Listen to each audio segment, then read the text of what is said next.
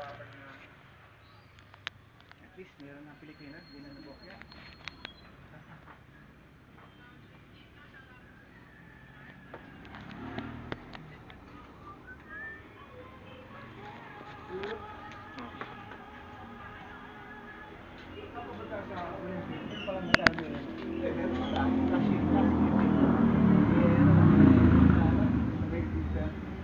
Oo nga, no?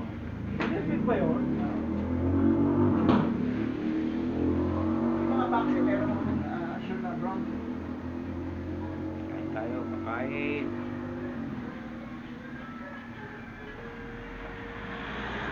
Sa court?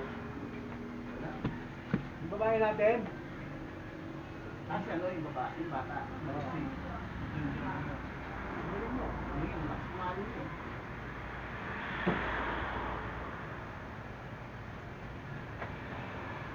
Ganda pa.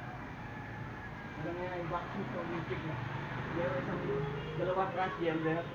Oo, pwede pala yun, no? Oo. Yun ang ano, kasi ang meron siyang XY chromosome eh. Ang Di ba babae kasi iba, YY. iba lakas ng lalaki, no? Ayaw kagad yung ano eh, yung kanyang iba. Iba lakas ng lalaki sa babae, siyempre. Pwede pa, pwede doon.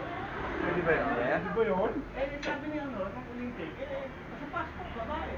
Oo, wala kasi magagawa doon. Pero yung parang abnormal yung Algeria yun. Parang pinanganak siya.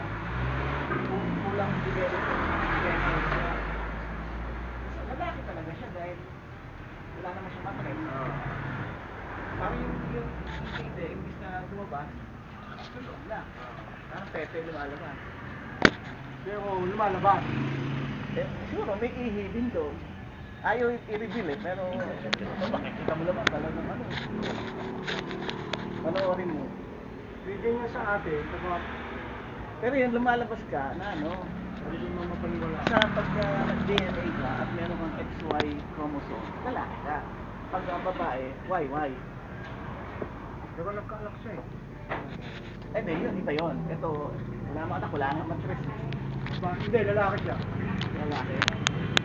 Babae siya. Hindi, lalaki yung ano niya. Pero meron